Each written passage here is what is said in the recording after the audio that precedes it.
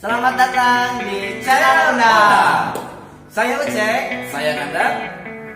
Teman-teman selalu like, comment, and subscribe. Semangat Belajar. Halo adik-adik. Nah, ketemu lagi sama Kak Uce. Nah, kali ini tentunya kalau belajar sama Kak Uce, teman-teman akan belajar sains ya. Nah, untuk pelajaran kali ini yang akan kita pelajari yaitu tentang bentuk dan fungsi dari bagian tumbuhan. Nah, video ini masih lanjutan dari video sebelumnya ya. Jadi materinya pun masih sama, yaitu bab 1, bagian tubuh hewan dan tumbuhan beserta fungsinya. Nah, selanjutnya Kakak harap teman-teman semua dapat mencapai tujuan pembelajarannya. Yang pertama, yaitu Kakak harap teman-teman semua dapat menjelaskan hubungan antara bentuk dan fungsi bagian tumbuhan dan hewan. Nah, yang kedua, Kakak harap teman-teman semua dapat membuat laporan pengamatan tentang hubungan antara bentuk dan fungsi bagian tubuh hewan dan tumbuhan. Oke, selanjutnya yaitu ada beberapa hal yang akan kita bahas ya di tumbuhan ini.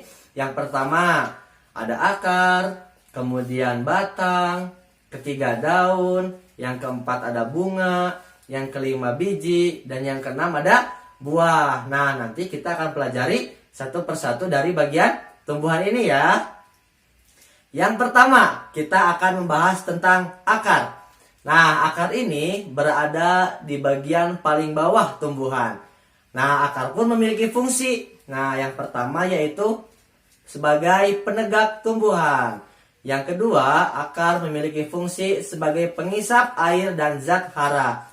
Nah, jadi di akar itu dia mampu mengangkut air yang ada di dalam tanah, kemudian disalurkan ke dalam seluruh bagian dari tumbuhan.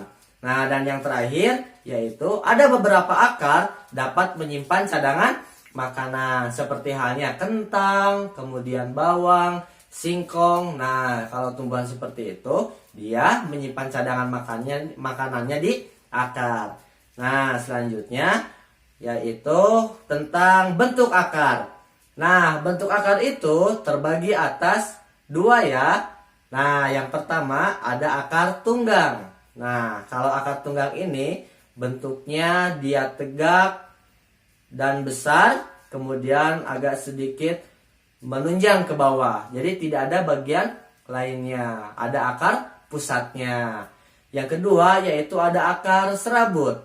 Nah, akar serabut ini seperti yang kita lihat di gambar tersebut bahwa bentuknya hampir sama seperti rambut ya. Jadi dia tidak punya akar utama atau akar satu yang menunjang terus ke bawah, tapi ini ada banyak sekali akarnya. Oke, nah kita lihat ada beberapa fungsi akar di sini. Yang pertama yaitu ada akar gantung. Nah, akar gantung ini memiliki fungsi untuk mengambil uap air dari udara. Contohnya yaitu pada tanaman pohon beringin. Yang kedua ada akar napas. Nah, akar napas ini dia memiliki fungsi untuk bernapas dan mengeluarkan zat tertentu, yaitu seperti garam. Contohnya yaitu terdapat pada pohon bakau jenis api-api. Nah, yang ketiga ada akar papan atau banir. Akar ini berfungsi untuk membantu tegaknya tumbuhan. Contohnya yaitu pada pohon kenari dan pohon randu. Dan yang terakhir ada akar pelakat. Nah, akar pelakat ini yaitu sebagai penahan tumbuhan agar tidak roboh. Selanjutnya yang akan kita pelajari yaitu batang. Nah, batang tentu memiliki fungsi. Nah, batang ini bagian atas pohon setelah akar ya. Nah, fungsi batang yaitu dia mampu mengangkut air dan garam mineral dari akar ke daun. Nah, jadi ibaratnya si batang ini adalah sebagai pipa dari pohon tersebut. Jadi ketika air dan zat hara yang diserap oleh akar disalurkan oleh batang, nah diedarkan kepada seluruh bagian tumbuhan. Selanjutnya yaitu tentang jenis batang. Nah, jenis batang ini terbagi dua ya. Yang pertama ada batang berkayu dan yang kedua ada batang basah. Nah, kalau batang basah ini jadi di dalam batangnya sangat banyak mengandung zat cair. Kalau batang berkayu, bentuknya pun tentu akan sangat keras. Oke, selanjutnya yaitu kita belajar tentang daun. Daun memiliki fungsi yang pertama ialah dia mampu membuat makanan serta tempat keluarnya uap, air, dan oksigen. Nah, di daun ini terjadi proses fotosintesis, di mana fotosintesis itu ialah merupakan proses membuatnya makanan bagi tumbuhan.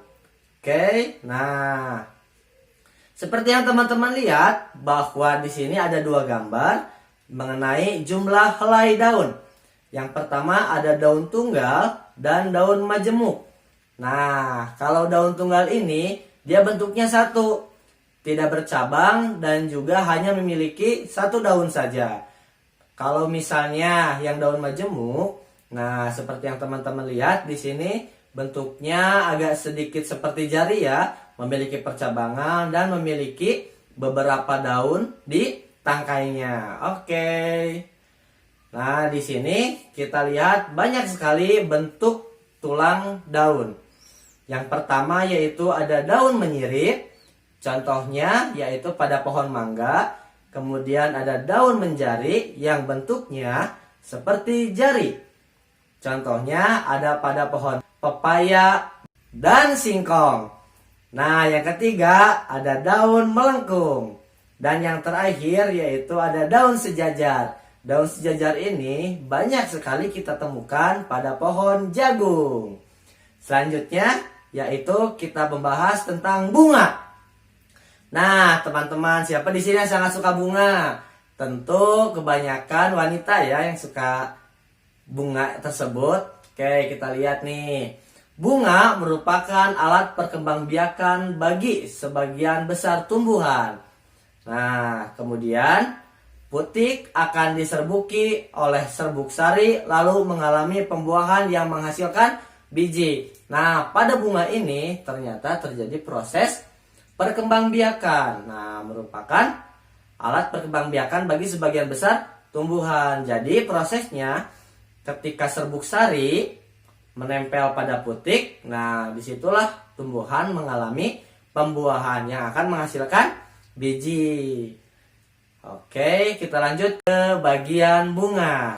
Nah, bunga ini dia memiliki beberapa bentuk dan fungsinya. Yang pertama, yang paling atas yaitu ada kepala putih. Kemudian dilanjutkan dengan benang sari. Kemudian ada kelopak bunga dan terakhir ada mahkota bunga.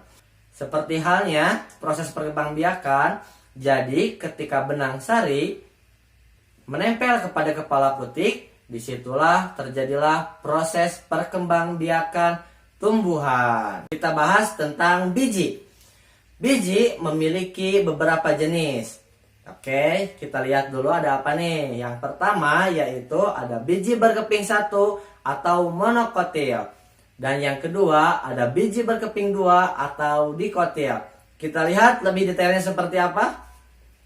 Nah, teman-teman sudah lihat seperti apa bentuk perbedaan dari keping biji dikotil dan monokotil. Ketika biji di monokotil, dia memiliki ciri-ciri seperti tulang daun yang sejajar dan melengkung. Kemudian pada batang terdapat berkas pengangkut yang tersebar, jadi tidak tersusun dengan rapi. Kemudian ada bunga. Bunga yang perhiasannya hanya terdiri dari 3 atau kelipatannya. Jadi beberapa bunga hanya memiliki 3 mahkota saja. Dan di biji monokotil ini dia memiliki akar yang serabut. Kemudian pada keping biji dikotil dia memiliki tulang daun yang menyirip atau menjari. Kemudian pada batang berkas pengangkut tersusun dalam suatu lingkaran. Jadi kalau di dikotil, batangnya memiliki berkas pengangkut yang tersusun ya dan lebih rapi. Kemudian pada bunga, bagian perhiasan bunga terdiri dari 2, 4, 5 atau kelipatannya. Dan terakhir, pada biji dikotil ini dia memiliki sistem akar yang tunggang. Dan yang terakhir kita akan membahas tentang buah. Apa sih buah itu? Nah, buah itu biasanya membungkus dan melindungi biji. Namun fungsi utamanya ialah buah sebagai pemencar biji. Oke, kita lihat ada apa aja nih bagian dari buah. Kakak ambil contoh ialah buah alpukat. Buah alpukat terdiri dari beberapa bagian. Yang pertama ada kulit buah, yaitu bagian yang paling luar dari buah. Kemudian setelah kulit, di dalamnya terdapat daging buah yang biasa kita makan. Nah, dan terakhir yang paling dalam yaitu ada biji buah. Nah, itu dia teman-teman, bentuk dan fungsinya dari bagian tumbuhan. Semoga video kali ini bermanfaat ya untuk teman-teman semua. Kalau teman-teman ada yang ingin ditanyakan, silakan teman-teman semua boleh bertanya di kolom komentar. Selalu ingat, like, comment, and subscribe. Dukung terus di Undang Project.